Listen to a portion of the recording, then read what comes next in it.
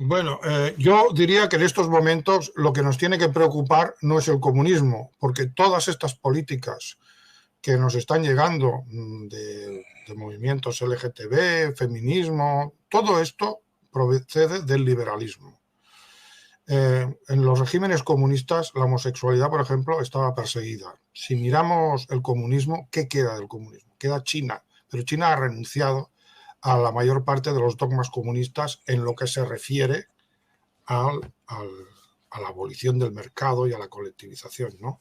Entonces, en estos momentos, China es lo que más se parece, aunque no en la ideología filosófica, pero sí en la estructura económico-social, es lo que más se parece a un régimen fascista. ¿Por qué? Porque tiene un Estado autoritario que la protege de la penetración de la oligarquía occidental, que es el verdadero cáncer, pero al mismo tiempo le deja una libertad al mercado, no ahoga al mercado, y esto ha hecho que China pues haya tenido este boom económico. Este boom económico, en el fondo, es el boom del modelo fascista. Y que no pueda, que sea un Estado autoritario, pues a mí lo siento, pero me parece muy bien, porque si tú abres las fronteras, aplicas el programa neoliberal, en 2 días, el liberalismo y la oligarquía financiera se te comen el país. Se apoderan de los medios de comunicación, con los medios de comunicación ya controlan los candidatos y a partir de ahí políticas neoliberales, inmigración, etcétera, etcétera. Entonces, para mí, lo siento, pero la amenaza no es comunista. La amenaza es el liberalismo occidental. La amenaza tiene un nombre, Washington. La amenaza tiene un nombre, tiene Wall Street, la City de Londres, Israel, la oligarquía financiera. Ese es el enemigo del que nos debemos defender y además que somos un Estado vasallo de ese poder, porque su espada es Estados Unidos y nosotros estamos sometidos como Estado vasallo a los estadounidenses, ¿no? Y a la OTAN en general, que es una estructura para implementar el poder de la potencia ocupante a toda Europa.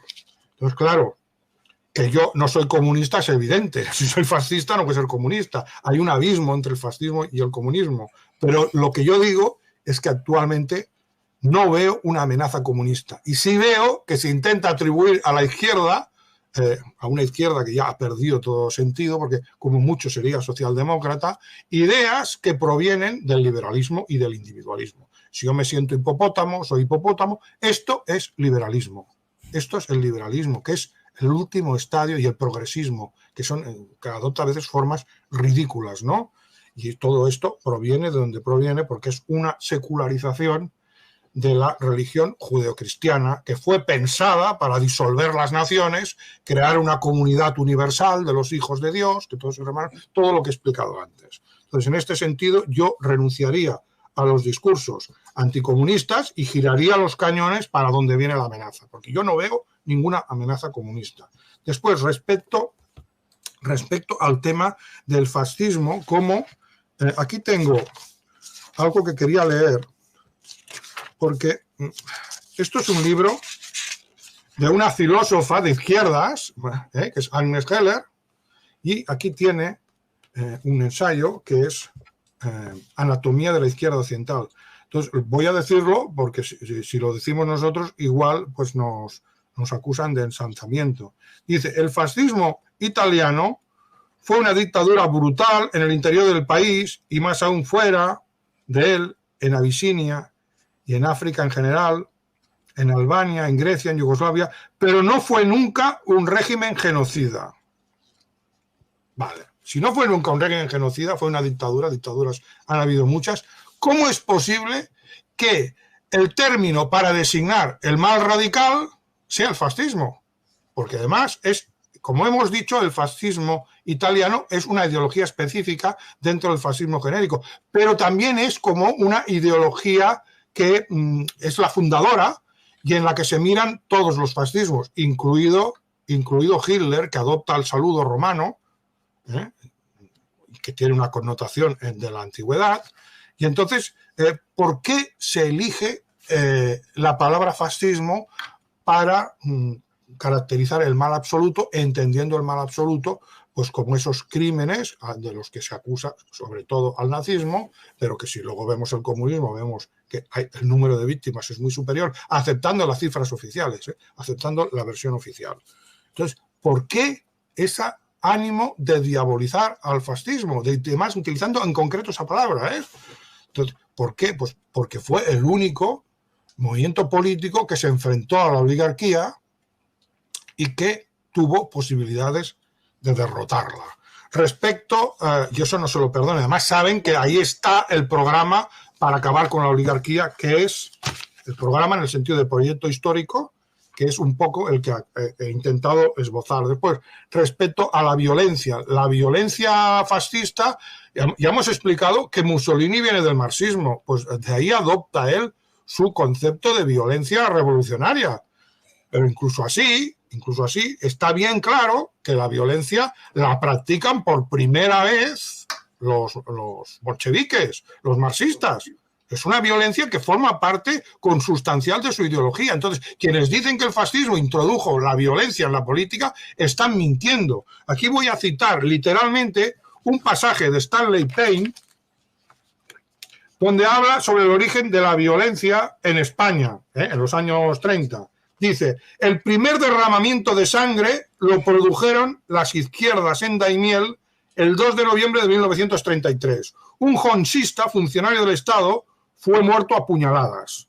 Un mes más tarde, Ruiz de Alda escapó a un atentado al pasar por Tudela, camino de Pamplona. Está hablando Stanley Payne, que es un especialista, además liberal, no está hablando aquí un filofascista ni un simpatizante del fascismo. Su coche fue capturado e incendiado por un grupo de atacantes. Durante la venta del 5º número de Fe, o sea, el órgano de la Falange Española, el 11 de enero de 1934 se produjo una pelea en el curso de la cual fue muerto a tiros un joven de 22 años, simpatizante de Falange. Otros incidentes semejantes empezaron a producirse en las universidades de Sevilla y Zaragoza, en las que el SEUT era relativamente fuerte. Antes de finalizar el mes, otros 4 falangistas fueron asesinados en diversos lugares del país. Esta sucesión de atentados contra el naciente movimiento fascista sin respuesta hicieron que algunos dieran a la Falange el sobrenombre de Funeraria Española y a su líder el de Juan Simón el Enterrador.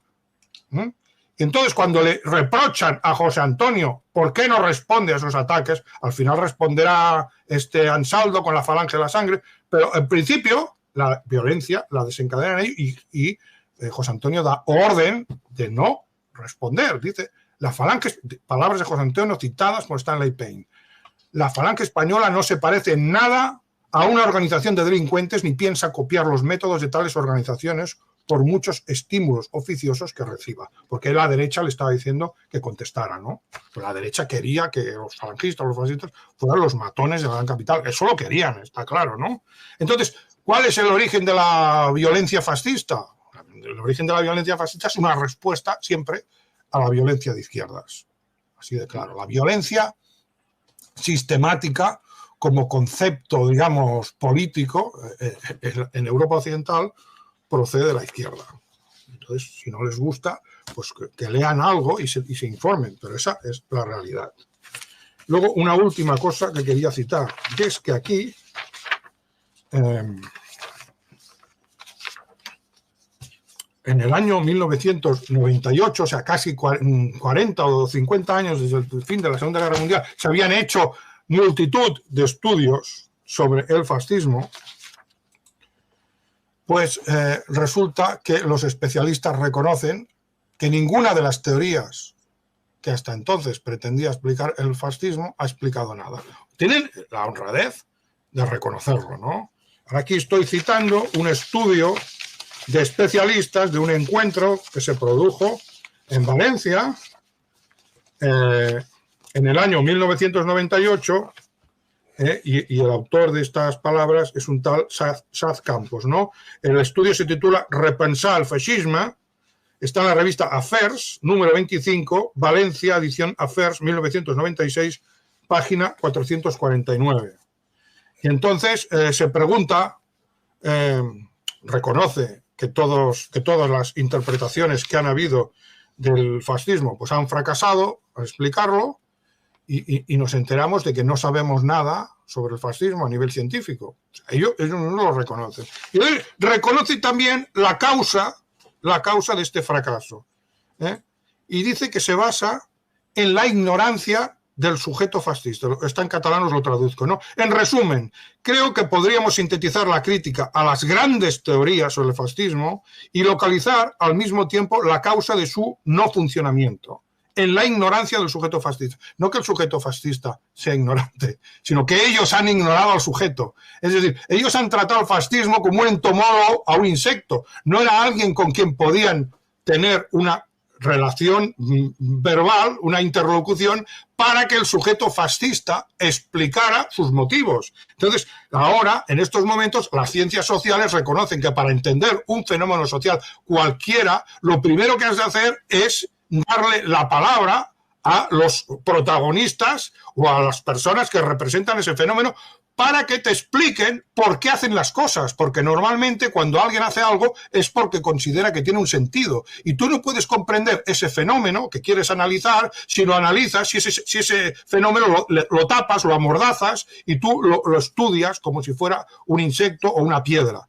Entonces no se les ha dado la palabra a los fascistas para que se expliquen, y eso ha imposibilitado que se comprenda lo que es el fascismo. Esto me parece un reconocimiento clamoroso del fracaso del sistema, pero si no se sabe, y te lo están diciendo los especialistas, lo que es el fascismo, ¿cómo pueden los medios de comunicación constantemente decir que el fascismo es el mal absoluto? O sea, los especialistas te dicen, no sabemos lo que es el fascismo, ninguna teoría lo explica, pero el periodista, el político, el propagandista, el fascismo es el mal absoluto, y cada día, lavándole el cerebro a la gente sobre la maldad absoluta, que además qué concepto científico puede ser, el absoluto, eso es un concepto religioso, pero ya sabemos de dónde viene ese concepto religioso. ¿Por qué es la maldad absoluta? Es la maldad absoluta para la oligarquía, que es la que paga los diarios, la propietaria de los medios de comunicación y que está difundiendo esta propaganda. ¿Cómo se combate eso? Con la ciencia, con el razonamiento. Es por ahí donde digo yo, he intentado que un tribunal de especialistas dialoguen conmigo. Fue imposible, vergüenza para ellos, porque dicen que los fascistas somos incapaces de argumentar que lo nuestro es solo la violencia. Yo he intentado dialogar y ellos no han querido dialogar. Y cada 2 por 3 intento dialogar con personas que son filósofos y simplemente no me contestan. Les digo, tengo una tesis doctoral, hagamos un debate. No quieren.